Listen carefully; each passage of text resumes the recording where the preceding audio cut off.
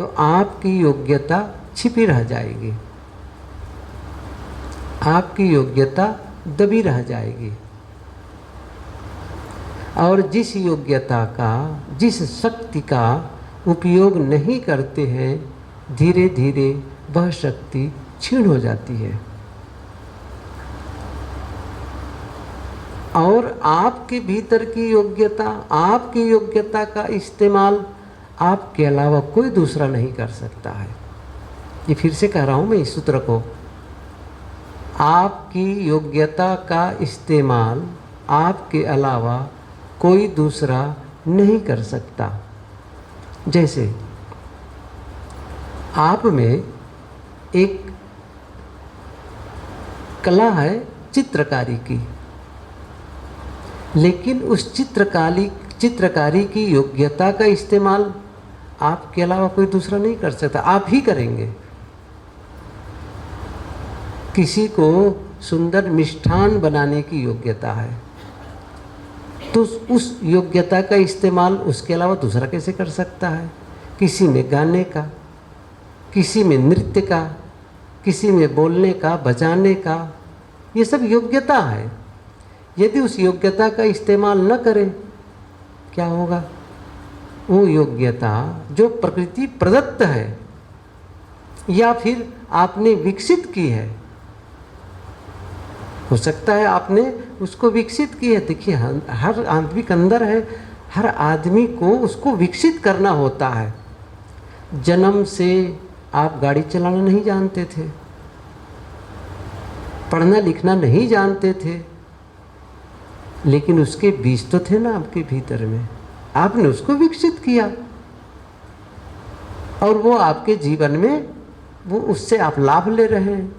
Drive कर लेते हैं, गा लेते हैं, बजा लेते हैं, पढ़ लेते हैं, लिख लेते हैं। आपकी शक्ति का, आपकी शक्ति है, लेकिन उस शक्ति का कैसे पता चलेगा कि शक्ति है? कब पता चलता है? शक्ति को जब एक्टिव कर देते हैं, सक्रिय कर देते हैं। हर शक्ति छिपी रहती है, हर व्यक्ति के अंदर में शक्ति छिपी हुई है, लेकिन उस शक्ति को जब आप जागृत करते हैं, अर्थात उसे एक्टिव करते हैं, तो वो प्रकट हो जाती है। जैसे ये उदाहरण पहले भी दिया गया, बीज है, बीज में शक्ति है। क्या शक्ति है? वृक्ष बनने की, अर्थात उस बीज में वृक्ष समाया है। अब वो शक्ति तो है, लेकिन उस शक्ति को प्रकट करना है। तो सिस्टम क्या है? वही, आप उसे जमीन पर वपन कर दो, सींच दो, सूर्य की रोशनी आने दो, सुरक्षा करो, अंकुर फूटेगा, पौधा होगा, और बड़ा होगा, और बड़ा विशाल वृक्ष हो जाएगा। लेकिन आप उसको, उस शक्ति का उपयोग नहीं किए और उस बीज को आप एक डिबिया में बंद करके अलमारी में रख दिए 10-15 साल तक के, शक्ति क्षीण हो जाएगी। आप ध्यान दो, शक्ति क्षीण हो जाएगी। अब वो वृक्ष बनने की संभावना वहां खत्म हो जाएगी। वृक्ष तो वो बन सकता था, लेकिन अब नहीं, जब शक्ति क्षीण हो गई। शक्ति का आप जब सक्रिय करते हैं, हम सबके भीतर शक्ति है। कब से पता चलता है? मैंने कहा ना, जब उसे सक्रिय कर दो। जैसे मैं यहाँ पूछूं आप लोगों से कि आप लोगों में चलने की शक्ति है, चलने की योग्यता है? आप कहेंगे है। मैं कहता दिखाओ। कैसे दिखाएंगे? चल करके। सही है ना? जब चलेंगे आपकी शक्ति दिखाई दे देगी। जब तक बैठे रहेंगे पता नहीं चलेगा, लेटे रहेंगे पता नहीं चलेगा, लेकिन जैसे चले शक्ति प्रकट हो गई। अर्थात चलने की शक्ति को आपने सक्रिय कर दिया। आप गा सकते हैं, कैसे पता चलेगा? जैसे गा देंगे। जब गाने लगते हैं, अर्थात गाने की योग्यता को आपने सक्रिय कर दी और वो प्रकट हो गई। आपके लिए भी अच्छा, औरों के लिए अच्छा। यही एक तरीका है। अच्छा, उस शक्ति का हम विस्तार कैसे करेंगे, अर्थात उसको और अच्छा और बढ़ाएंगे कैसे? किसी भी शक्ति को बढ़ाना है तो कौन तरीका है बढ़ाने का?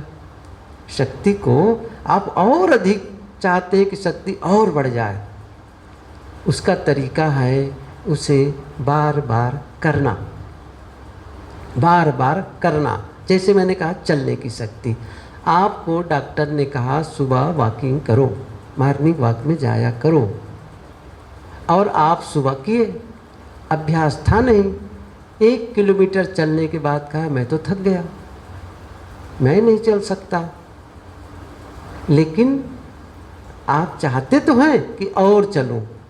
अब कैसे करेंगे? और ज़्यादा चलने की शक्ति कैसे बढ़ाएंगे? बैठ करके, समझ रहे हैं ना? चल करके, और चलकर, और चलकर, और चलकर आप बार बार चलेंगे, चलने की शक्ति बढ़ती चली जाएगी। अब वो चाहे पढ़ने की हो, चाहे गाने की हो, चाहे बोलने की हो, शक्ति का विस्तार होता चला जाएगा। हम सबके भीतर शक्ति है क्या? प्रेम करने की, क्षमा करने की, करुणा की शक्ति है, विनम्रता की शक्ति है, धैर्य और सहनशीलता की शक्ति है। यदि इन शक्तियों का हमने उपयोग नहीं किया, और शांत रहने की भी शक्ति है, ये ध्यान दो, मौन रहने की भी शक्ति है। क्या मैं पूछूं आप लोगों से, मौन रहने की शक्ति नहीं है? आप बोल सकते हैं तो क्या मौन नहीं रह सकते हैं?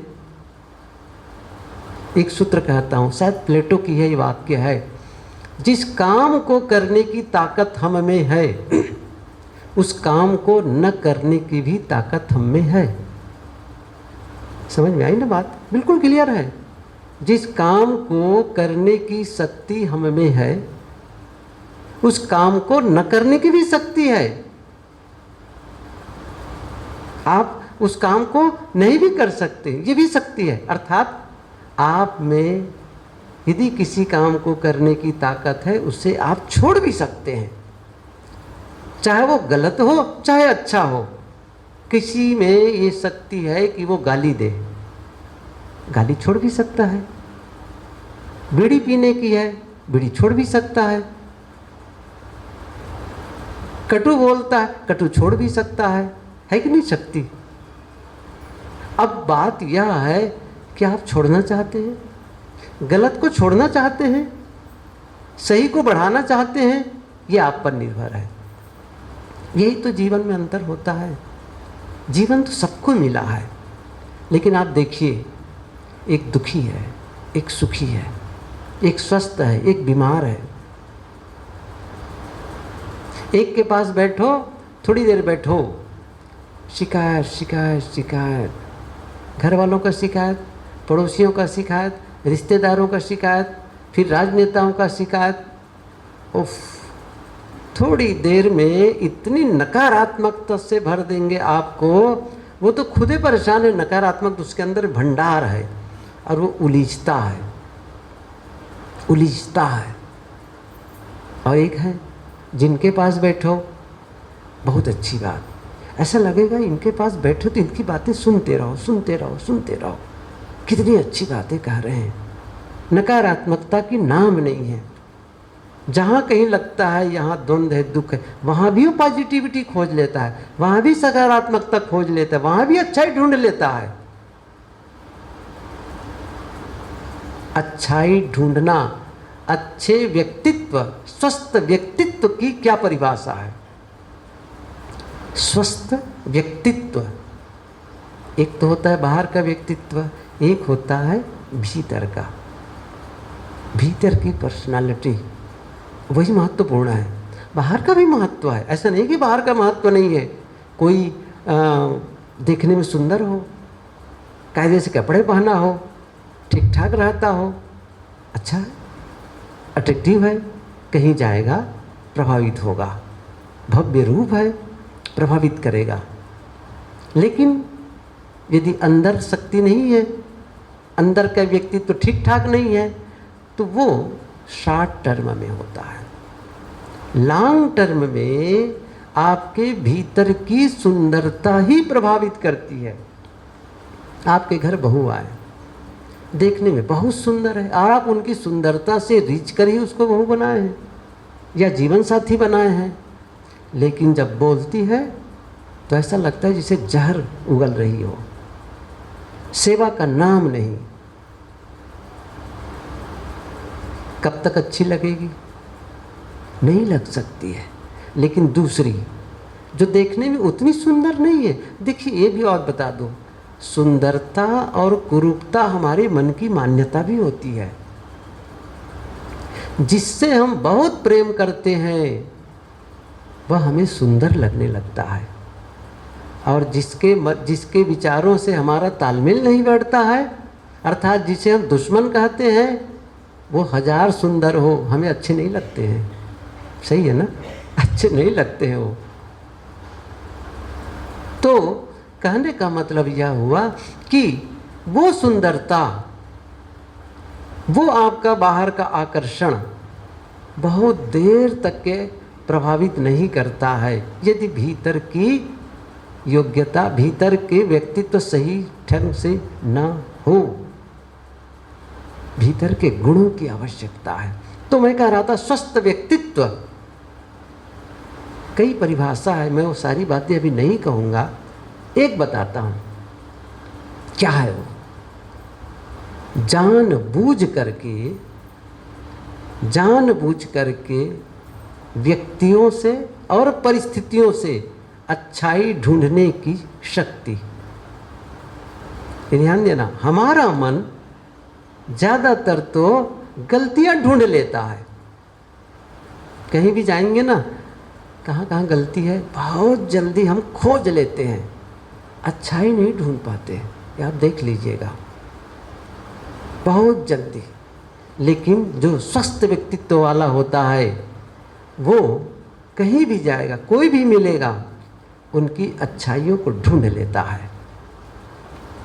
और ये जान लीजिए कितनी बड़ी बात हो गई। एक गोस्वामी जी की भी पंक्ति है, जड़ चेतन गुण दोषमय विश्व कीन करतार, संत हंस गुण गहहि पय परिहरि वारि विकार, हंसो यथा क्षीर मुआम विमध्यात्। ये स्वामी शंकर की भी वाणी है कि अनंत शास्त्रम बहुलाश्च विद्या अल्पश्च कालो बहु विघ्नता चा, यत् सारभूतम तदुपासनीयम हंसो यथा क्षीर मिवाम्बु मध्यात्। जैसे हंस दूध ले लेता है पानी में से, सार को ले लेता है। हम किसी बाग में जाएं, फूल खिले हों, हम में से कुछ लोग क्या कहेंगे, देखो तो फूल तो बहुत कम दिख रहे हैं, कांटे ज़्यादा दिख रहे हैं। कांटे कांटे, जहाँ 50-60 कांटे हैं कहीं एक फूल दिख रहा है। कुछ लोग क्या कहेंगे, देखो तो सही, इन कांटों के बीच में कितने सुंदर फूल खिले हैं, कितने कोमल, कितने सुंदर, कितने सुगंधित। वहीं से ना, एक ही जगह से। यदि हम कांटों को ही देखते रहेंगे तो हमारी आँखों में कांटे बस जाएंगे, और हम फूलों को देखते रहेंगे तो हमारी आँखों में फूल बस जाएंगे। एक बहुत पुरानी कहानी, एक आदमी जा रहा था रास्ते रास्ते, और एक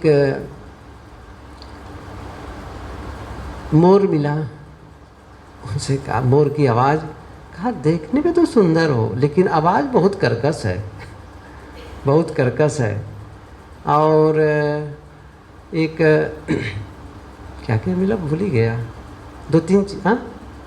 हाँ, कोयल मिली। तो कोयल को कहा कि आवाज़ तो मीठी है लेकिन काली हो, बिल्कुल काली कलूठी हो।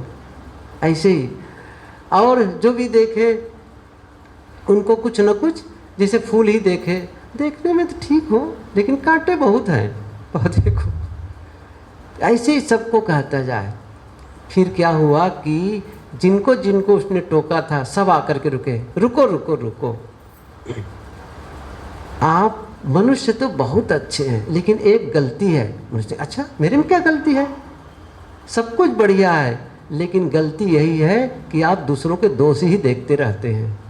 यही गलती है, और गुण नहीं देख पाते हैं।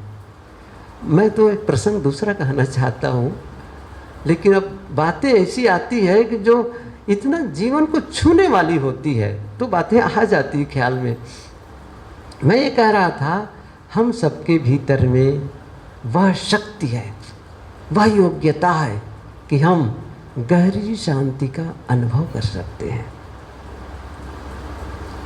वही शक्ति जो बुद्ध के अंदर थी, वही शक्ति जो महावीर के अंदर थी, वही शक्ति जो कबीर के अंदर थी, हम सबके भीतर भी वह शक्ति छिपी हुई है।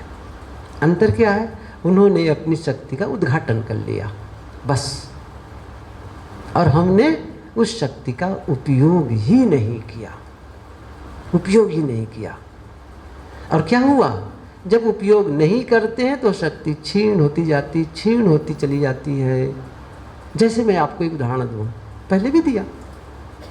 ये मेरा दाहिने हाथ है, दाहिने हाथ में कुछ करने की शक्ति है, अभी मैं कुछ कर सकता हूँ, लेकिन अब इसका उपयोग ना करूँ मैं, और क्या करूँ? इस हाथ को मैं पकड़ के पीछे बांध दूँ, 2 साल 3 साल 4 साल 5 साल 10 साल बांध दूँ, और 10 साल के बाद जब उस हाथ को खोलूँ, कितना कर पाऊँगा?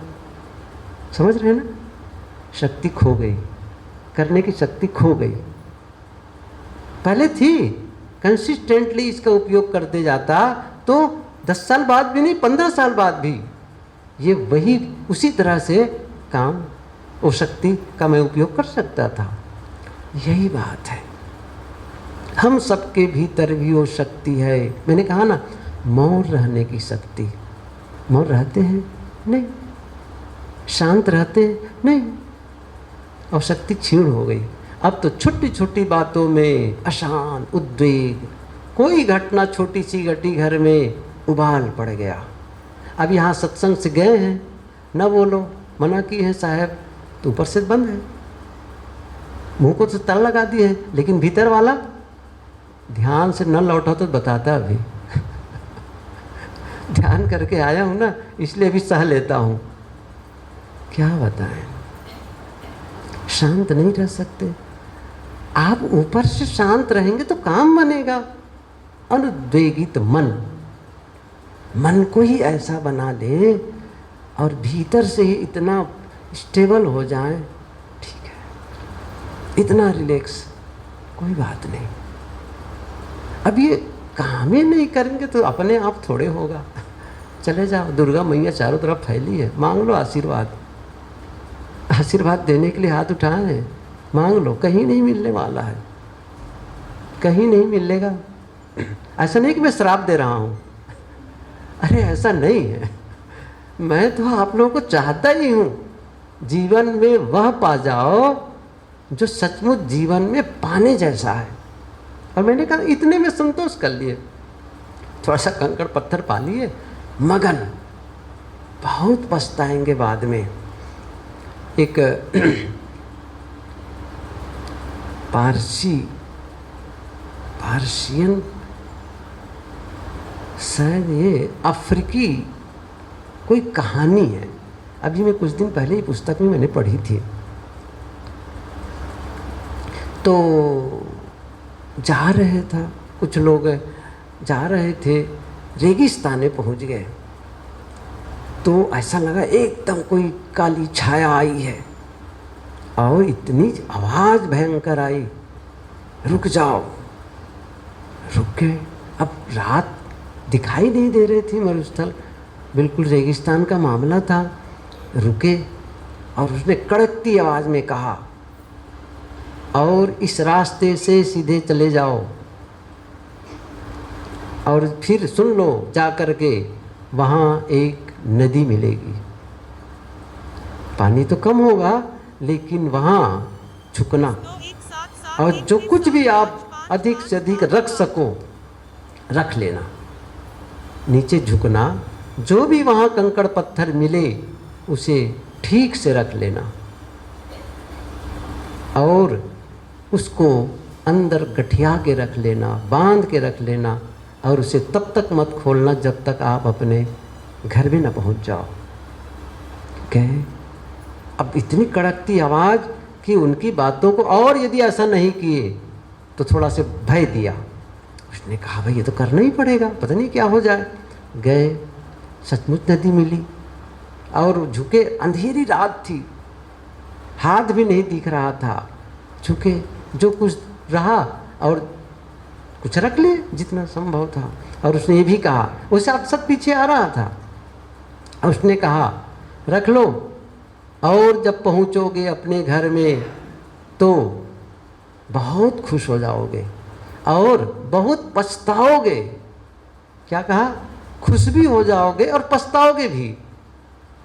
बड़ा झंझट, क्या कह रहे हैं समझ ही नहीं आ रहा है। गए, उठा लिए जितना उठाना चाहिए कंकड़ पत्थर, और उठा करके जब घर पहुँचे, और घर तक जब पहुँचे तब तक दिन भी हो गया था। खोल के देखे, सचमुच बहुत खुश हुए और सचमुच बहुत पछताए। जानते हो वो कंकड़ पत्थर नहीं था, वो हीरे मोती जवाहरात थे। क्या खुश हुए? बहुत मिल गया। क्या पछता रहे थे? और रख लेते, और रख लेते। सही है ना? यही दशा हम लोग की होने वाली है। यही होने वाली। वो तो कम से कम कुछ मिल ही गया उनको, और हम लोग को तो खाली हाथ, कुछ भी नहीं मिलने वाला है। क्या मिलेगा बताऊं? अफसोस, पश्चाताप, अशांति, दुख और पीड़ा, क्लेश। सही कहूँ ना, हम सभी केवल कांटे कांटे कांटे बटोरते रह गए। देख लेना अंतिम में जब मृत्यु शैया में आप लेटे हों, कभी तो आएगा, या तो आपको भाई कोई वरदान मिला हो आप कभी नहीं मरेंगे तो ही बात अलग है। लेकिन यदि किसी ने वरदान नहीं दिया है तो एक दिन तो मौत आने वाली है, और जब मौत नज़दीक आएगी उस समय हमारी मन की दशा कैसी होनी चाहिए? क्या संतुष्टि भरा समापन होगा जीवन का? ऐसा लगेगा कि मैं खुश हूँ, जिसके लिए जीवन मिला वह काम मैंने पूरा कर लिया, मैं चलने को तैयार हूँ, मैं आनंदित हूँ, मैं खुश हूँ। सबके प्रति धन्यवाद का भाव, सबके प्रति अलविदा। और जैसे कबीर ने कहा, जही मरने से जग डरे, मेरो मन आनंद, कब मरियों कब पाई हो पूर्ण परमानंद। वो प्रतीक्षा कर रहे हैं क्या? जय मरने से जग डरे, मेरो मन आनंद। और हम सभी हाथ जोड़ेंगे, हे भगवान थोड़े दिन और रहने दे, बेटी की शादी देख लेता, नाती पोते की शादी देख लेता, उनका मकान बनते देख लेता, उनके जीवन को सुखपूर्वक जीते देख लेता। मौत थप्पड़ लगाती है, मूर्ख। जीवन नहीं, कई जीवन मिल जाएगा, तुम्हें संतोष नहीं होगा। इतने लंबे समय में संतोष नहीं पाया तो आगे क्या संतोष मिलेगा? कब होता है जीवन? किसी ने कहा जिंदगी बहुत छोटी है, दूसरे ने क्या कहा? जिंदगी छोटी नहीं है, हम जीने की शुरुआत ही बहुत देर से करते हैं। और कई लोग तो जीवन भर नहीं करते जीने की शुरुआत। घसीटना जीवन थोड़ी है भाई। आप कह रहे मैं जी रहा हूं, अरे जी नहीं रहे, ढकेल रहे हैं आप। जीने का मतलब है संतुष्टि भरा जीवन, आनंद से पूर्ण जीवन, तृप्त, संतोष, मगन, जो मिले मस्त, उत्साहित जीवन, सबके प्रति धन्यवाद का भाव। धन्यवाद धन्यवाद। हमारे भीतर में तो शिकायत भरा है। क्या होगा? मैं ये कहना चाहता हूँ कि मैं ऐसा नहीं कह रहा हूँ कि ये सब गलती आप सब करते हैं। मैं ये कहना चाहता हूँ कि आपको इस समय जो प्राप्त है उससे भी ज़्यादा आप प्राप्त कर सकते हैं। यह योग्यता आप में मौजूद है। बस इतनी सी बात मैं कहना चाहता हूं। वो क्या है? आप केवल दुखी ना हो, आप सुखी भी हो सकते हैं। आप केवल अशांत नहीं, गहरी शांति का भी अनुभव कर सकते हैं। वो योग्यता है, बस उसको विकसित कर लो, विकसित कर लो। मैंने कहा ना, प्रेम करने की योग्यता है, प्रेम को विकसित कर लो। क्षमा करने की योग्यता है, उसको विकसित कर लो। बस विकसित करने का मतलब है रिपीटेशन, प्रयोग। जिस शक्ति का बार बार प्रयोग करते हैं, वह शक्ति मजबूत होती चली जाती है, मजबूत होती चली जाती है। लेकिन यदि हम क्रोध को बार बार करते हैं, क्रोध मजबूत होता चला जाता है। झुंझलाहट को बार बार करते हैं, झुंझलाहट मजबूत होती चली जाती है। कटु बोलते हैं, कटुता को ही बार बार हम प्रयोग करते हैं, कटुता मजबूत होती चली जाती है। देख लीजिए आप, द्वेष मन में है, छोटी छोटी बातों को लेकर के बदले का भाव जगता है और कई बार करते हैं, वो मजबूत होता चला जाता है।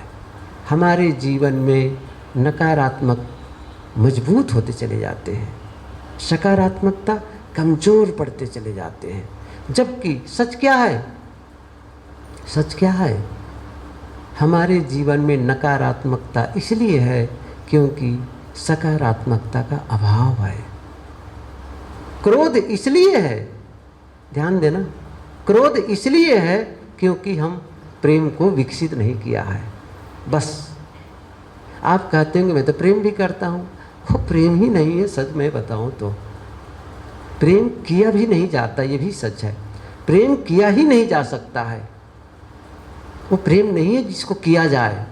आप कोई से पूछे मैं प्रेम करता हूँ तो कोई पूछेंगे क्या, अच्छा किससे प्रेम करते हो? ये गलत है। किससे नहीं, व्यक्ति से नहीं। किसी व्यक्ति से करते, किसी से द्वेष करते हैं, वो प्रेम कैसे है? प्रेम होता है, होता है, ध्यान दीजिए।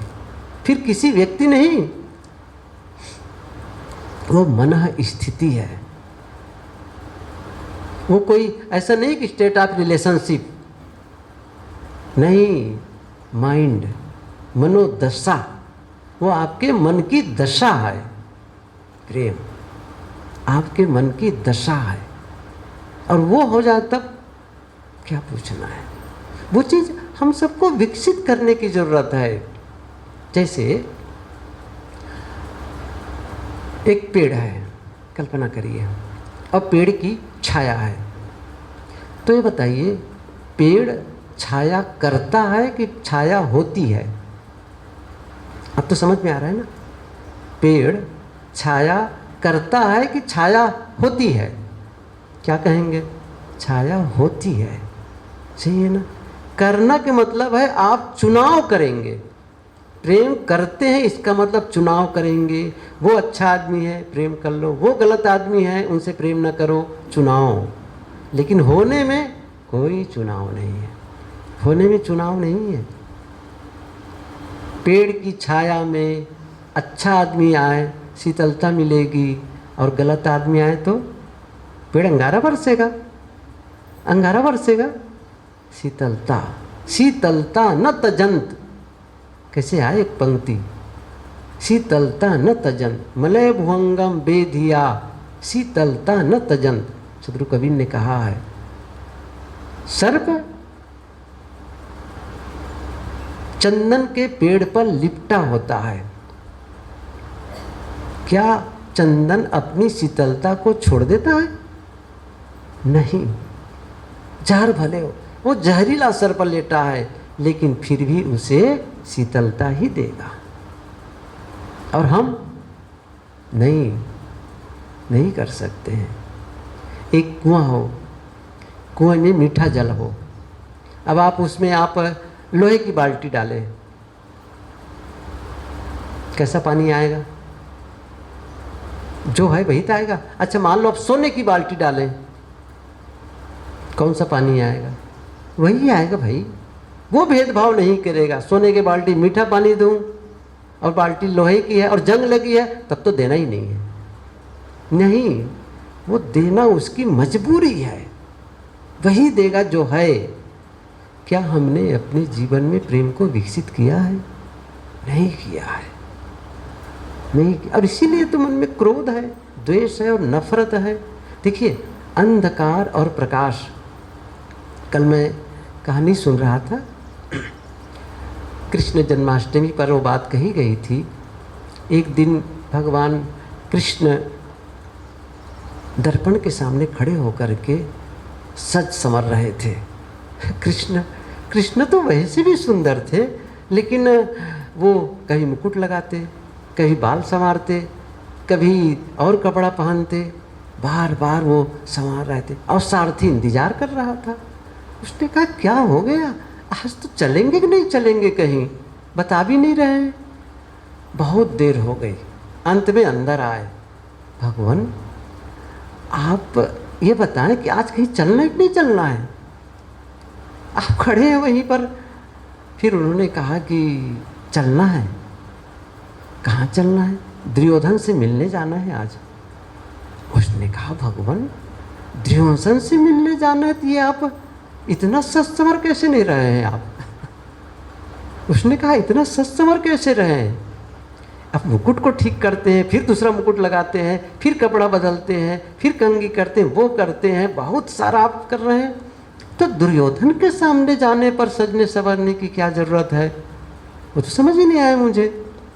उसने कहा, देखो सारथी, दुर्योधन ना, वो मेरे आंतरिक गुणों को नहीं पहचान सकता है, वो तो केवल बाहरी गुण को पहचानता है ना, इसलिए थोड़ा से भव्य रूप लेकर के जाऊंगा उसके सामने, क्योंकि बाहर को ही समझ सकता है ना वो तो। मेरे अंदर के गुण तो परखने की क्षमता ही नहीं उस दुर्योधन में। उसने कहा, भगवान, एक बात हुई, मैं एक दूसरी बात और कहना चाहता हूँ। आप क्यों जाएंगे? आप क्यों जाएंगे? अरे मिलना होगा तो वो आए, दुर्योधन आए, आप क्यों जाएंगे मिलने के लिए? कृष्ण ने बहुत अच्छी बात कही। कहा, देखो, अंधकार प्रकाश के पास नहीं आता है, प्रकाश को ही जाना पड़ता है। कहाँ जाना पड़ता है? प्रकाश को ही जाना पड़ता है।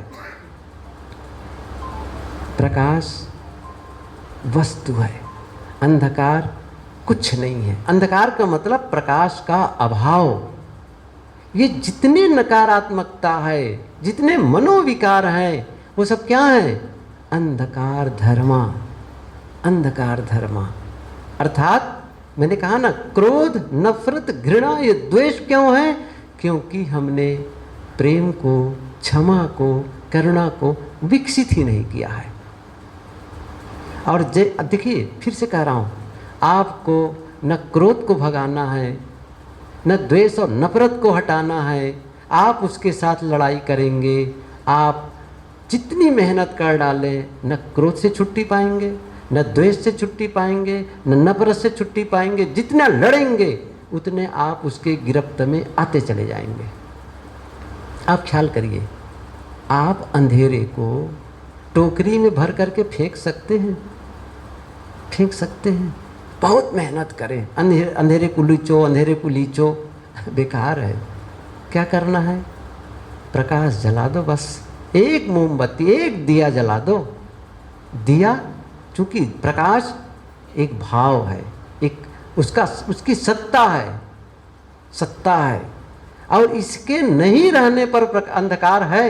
ऐसे ही प्रेम नहीं है, मैत्री का भाव नहीं है, करुणा का भाव नहीं है हमारे जीवन में। और इसीलिए सारे मनोविकार हमारे जीवन में छाए हुए हैं। और वो सारे मनोविकार हमारे जीवन को इस प्रकार ग्रस लिए हैं। छोटी छोटी बातों में हम नाराज होते हैं, उलझते हैं, झुंझलाते हैं, द्वेष करते हैं, नफरत करते हैं। अब परिणाम क्या होगा? परिणाम होता है दुख और अशांति। स्वयं भी अशांत, अपने आसपास के वातावरण को भी अशांत, अपना उद्वेग, दूसरों में उद्वेग। आप शांत होना शुरू कर दीजिए, आप शांत होना शुरू कर दीजिए, सामने भी शांति आएगी। जीवन, मैंने कहा था, वहाँ भी कहा था, जीवन पूजा पाठ से नहीं बदलता है, हमेशा ध्यान रखना। ये मंत्र तंत्र से जीवन नहीं बदलता है, टोना टोटका से जीवन नहीं बदलता है। दुआ भवु से जीवन नहीं बदलता है, जीवन बदलता है आपके बदलने से, आपके बदलने से। और आपका बदलने का मतलब आपका वैचारिक परिवर्तन, वैचारिक परिवर्तन। आप भीतर से बदलते हैं, बाहर से। जिस मैं सफ़ेद कपड़ा पहन लिया, सब लोग देख कर क्या कहेंगे, साधु बाबा कपड़ा पहनने से साधु हो गए, हो गए। अच्छा, इससे काम बन गया क्या? मन शांत हो जाएगा, क्रोध चला जाएगा? मैं एक उपाय बताऊं आपको। कपड़े सफ़ेद तो मिल ही जाते हैं बाज़ार में, अच्छा न भी मिले तो मेरे पास आ जाना, मैं दे देता हूँ। ले जाना घर, और क्या करना, कमरा बंद कर लेना अंदर से, और सफ़ेद कपड़ा पहन करके बैठ जाना 2-3 घंटा। ठीक है ना? उद्वेग तो नहीं आएगा ना, क्योंकि सफ़ेद कपड़ा पहन लिया गया। भ्रम में हम लोग भी जीते हैं सफ़ेद कपड़ा पहन के भ्रम में जीते हैं। बस अब तो हम सम्माननीय हो गए, पूजनीय हो गए, पूजनीय हो गए, लेकिन अभी वहीं के है वही है। क्यों? अभी भी उद्वेग है, अभी भी वही बात है। वो जिस दिन घटे उसका समन हो, उसी दिन साधुता का उद्घाटन होगा, उसी दिन संतत्व का उद्घाटन होगा। कोई नाम लिख दे, संत श्री, संत श्री लिखने से क्या होगा? लिखे 1000 लोग, मैं सचमुच वही हूँ जो कहा जा रहा है, पता चलेगा अपने को। मैं ये कह रहा हूँ, ऐसा नहीं कि सफ़ेद कपड़ा पहनना गलत है, साधु का कपड़ा पहनना, ये मैं नहीं कह रहा हूँ। मैं ये कह रहा हूँ कि जिस प्रकार पूजा पाठ हमारे जीवन को नहीं बदल सकते, उसी प्रकार से ये साधु का कपड़ा भी जीवन को नहीं बदल सकते। बदलना पड़ता है, मेहनत करनी पड़ती है, जीवन को तराशना पड़ता है, जीवन को संवारना पड़ता है, तब जीवन का उद्घाटन होता है। क्योंकि ऊपर इतने परत दर परत जमे हुए हैं, हम तो प्रयास ही नहीं किए हैं। और फिर क्या कहते हैं, क्या बताएं, हमारे जीवन में शांति नहीं मिली। क्या बताएं, मन तनाव से भरा रहता है। क्यों तनाव से नहीं भरा रहेगा? क्योंकि तनाव का काम ही किए हैं, उसका काम ही नहीं किया गया है। क्या करना है? अपने जीवन में, अपने अंदर में जो शक्ति है, सद्गुणों का समुच्चय भरा पड़ा है। सदगुरु कबीर ने क्या कमाल की बात कही है दो एक संगा, कहे कबीर सुनो हो संतो, है दो एक संगा। ये पूरी पंक्ति है। शुरुआत ऐसी है कि जगत उलटी वेद बूझे, कैसे आया है, पानी में पावक जरे अंधई आँख न सूझे। फिर उसमें फिर गिना है तम, गाय तो नहार खायो, श्यार खायो, स्वाना आदि को उदय, बहुत सारी बातें। और एक ही दादुर खाए 5 ही भुअंगा, कहे कबीर सुनो हो संतो, है दो एक संगा। अभी उलटवासी है, इस सारी पंक्ति का अर्थ करने की जरूरत नहीं है। साहब ये कहते हैं कि जो सचमुच शक्तिशाली है, जैसे मैंने कहा ना, एक ही दादुर खाए 5 ही भुअंगा, एक दादुर ने 5 सांपों को खा लिया, कमाल है। और गाय ने सिंह को खा लिया। गाय तो नहार खाए, नहार माने सिंह, खा लिया। अब कैसे होगा? इसका मतलब है जो हमारे भीतर में सद्वृत्ति असद्वृत्ति, ये दोनों हमारे भीतर है, अर्थात दोनों हैं, अच्छा भी है बुरा भी है, सब कुछ भीतर में है। आप किसका उद्घाटन करते हैं? कहा जाता है, एक आदमी ने कहा, मेरे भीतर में हर समय 2 भेड़िए लड़ते रहते हैं। अच्छा, लड़ाई किसकी होती है? एक भेड़िया मुझे अच्छा करने के लिए उकसाता है, ये करो, ये अच्छा है, वो अच्छा है, और दूसरी भेड़िया जो होती है ना, वो गलत मार्ग में ले जाने, और दोनों की हमेशा लड़ाई चलती रहती है। तो फिर पूछा गया, अच्छा फिर जीतता कौन है? दोनों में से जीतता कौन है? तो क्या कहा, जिसको मैं पोषण देता हूँ, जिसको मैं खुराक देता हूँ, वही जीतता है। आप अपने भीतर के सद्वृत्ति को पोषण दे रहे हैं या फिर अपनी असद्वृत्ति को पोषण दे रहे हैं। अच्छे बुरे संस्कार सबके भीतर है, जन्म से है, पहले से है, लेकर के आते हैं हम उसका समुच्चय। प्रश्न होता है कि हमारे जीवन में केवल अच्छे कैसे आए, अच्छा बुरे कैसे आ जाते हैं? आपके वर्तमान परिवेश से, वर्तमान परिवेश से।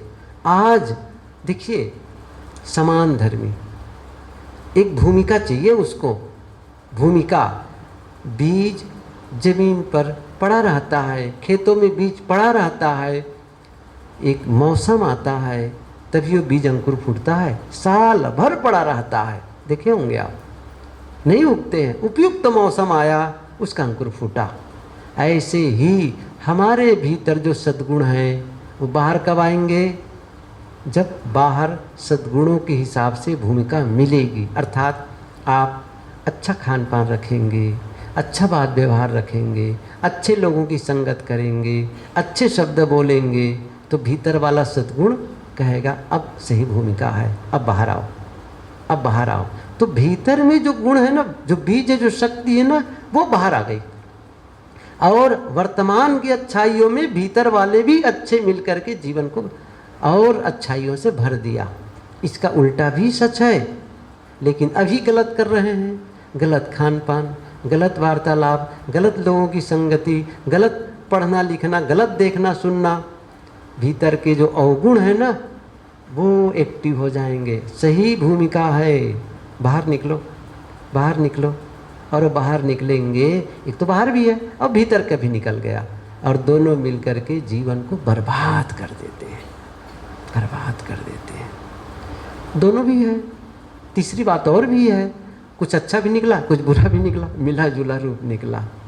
हम लोग अधिकतम लोग तो मिले जुले रूप हैं, नहीं, थोड़ा बदलो, उसको निकालो और वो शक्ति को आप खींच। कर्षण, इसी का तो कर्षण गुरुदेव जी ने लिखा ना, कृषक। कृषक माने खींचना, कर्षक, कर्षण करना।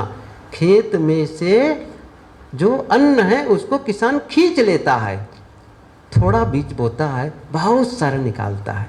इसका मतलब वहाँ से खींचा, तो सिस्टम है उसका खींचने का। बच्चों में विद्या है, अंदर में शिक्षक खींच लेता है। भिलाई स्टील प्लांट में लोहे में से, पत्थर में से लोहे खींच लेते हैं, खींचना ही तो है ना, पत्थर आता है और आप क्या खींच लेते हैं? लोहा खींच लेते हैं, कर्षण। ये कृषक है सब, आप भी कृषक हैं, स्टील प्लांट में काम करने वाले कृषक हैं, विद्यालय वाले, जैसे कोई चिकित्सक है, स्वास्थ्य खींच लेता है। ऐसे ही आप भी अपने भीतर से सद्गुण को खींच लें, खींच लें, कृषक बन जाएं, तो क्या होगा? बहुत ज़्यादा हो जाएगा। ये काम कौन करेगा? कौन करेगा? महापौर करेगा? भूपेश बघेल करेंगे? अच्छा, नरेंद्र मोदी कर देंगे? नहीं नहीं, ये सब तो नहीं कर पाएंगे। भगवान राम आएगा? आपके नौकर हैं क्या वो? और काम नहीं भगवान राम का? कृष्ण का कोई काम नहीं है? अच्छा ठीक है, आप लोग तो कबीर पंथी, कबीर साहब आकर कर देंगे। मैं सही बताऊं, कबीर साहब के पास जाकर यदि ये मांग करें कि हे गुरु महाराज, आप मेरे जीवन को शांत बना दें, मुझे शांति दे दें, मैं बताऊं सच, एक थप्पड़ लगाएंगे कबीर साहब जी। बड़े थोड़ा तेज तर्रार थे वो, ऐसे नहीं है। जीवन भर जिसका उपदेश दिया, भीख मांग रहे हो? जब मैंने कह दिया सब सुख तेरे पास, और भीख मांगने आए हो, वो थप्पड़ लगा देंगे सीधा कबीर साहब जी। इसलिए कभी भी इन बातों के भीख मांगने मत आइए। क्यों? आपके भी, आपको तो सम्राट बना के भेजा गया है भाई। कबीर साहब ने कहा हो हुजूर, क्या कह रहे हैं? हो हुजूर, हुजूर हैं आप, ठाड़ कहत हो, मैं खड़े होकर कह रहा हूं आप हुजूर हैं। दीन मत बनो, दीन मत बनो। बने हुए जाकर के गिड़गिड़ा रहे हो पत्थर के सामने, पिंडी के सामने, मूर्तियों के सामने, दीनहीन बने हो? अरे हुजूर हो, सम्राट हो। अपने भीतर शक्ति को उद्घाटित करें। और मैंने कुछ बातें बताई इसके संबंध में, तो हम सबके भीतर शांति की शक्ति है, उद्घाटित करें। अर्थात जितना अधिक आप शांत रहते जाएंगे, और शांत और शांत, मन को भी संबोधित करें, मन शांत रहो। इन छोटी छोटी बातों में मत उलझो, चाहे छोटी बात हो बड़ी बात हो, भीतर शांत, कोई बात नहीं। क्या बिगड़ जाएगा, क्या छीन जाएगा, क्या जो कुछ घट रहा है उससे भोजन मिलना बंद हो जाएगा, कपड़े नहीं मिलेंगे, रहने की जगह नहीं मिलेगी। यदि मेरा प्रारब्ध में नहीं होगा मिलना तो फिर नहीं मिलेगा, ये सच है, नहीं मिलेगा। और मिलना होगा, कोई रोक नहीं सकता है। और मुझे विश्वास है अपने पर, अपने प्रारब्ध पर भी विश्वास है, और अपने अब वर्तमान शक्ति पर भी। मैं कुछ कमा सकता हूँ अपने लिए, विश्वास करो, काम करो। भीख मांगने वाले लोग भीख मांग मांग के वर्षों जीते हैं, आप काम करके नहीं जिएंगे। बहुत सुंदर एक पंक्ति मैंने पढ़ी, रामसुख दास जी महाराज ने पुस्तक में लिखा, उनका थोड़ी पंक्ति मैंने बदला। उन्होंने लिखा, मुर्दा को प्रभु देत है, कपड़ा लकड़ा आग। थोड़ा सा मैंने चेंज किया, मुर्दा को मिल जाता है, कपड़ा लकड़ा आग, जिंदा नर चिंता करे ताकर बड़ा अभाग। है ना? अच्छा आप मर जाओ, अच्छा मैं मर जाऊं तो मुझे कपड़े की चिंता करनी पड़ेगी, कफन की नहीं। अच्छा इसी को उड़ा देना तो भी चलेगा ना, ये तो वैसे भी सफ़ेद है आपको भागना ही नहीं है कहीं, सही। और आपको तो गड्ढा भी नहीं खोदना है, मेडिकल कॉलेज में बता देना, वैसे भी बॉडी डोनेट है, वो ले जाएंगे उठा करके। कितना सरल है, सरल है ना। आपको लकड़ी मिल जाएगी जलाने के लिए, आपके शरीर को जलाने के लिए, और आप कंधे में उठाने वाले मिल जाएंगे, सब क्रियाक्रम करने वाले मिल जाएंगे। अर्थात मुर्दा को सारी चीज़ें मिल जाती है और आप जिंदा हैं और आप चिंता कर रहे हैं। अभाग्य है कि नहीं है? चिंता करो, गुरुदेव जी कहते थे चिंता करो निश्चिंत होने के लिए, निश्चिंत जीवन जीऊं, वो जीवन है। चलो कुछ प्रयास करो, अंतर बैठ करके आंखें बंद करो और निश्चिंत होने का प्रयास करो। सभी लोग मन में मौन और शांत, सच में कोई मेरा नहीं है, और जो है थोड़े समय के लिए है। इसलिए शांत, कुछ बिगड़ने वाला नहीं है, कुछ छीनने वाला नहीं है, सब कुछ है।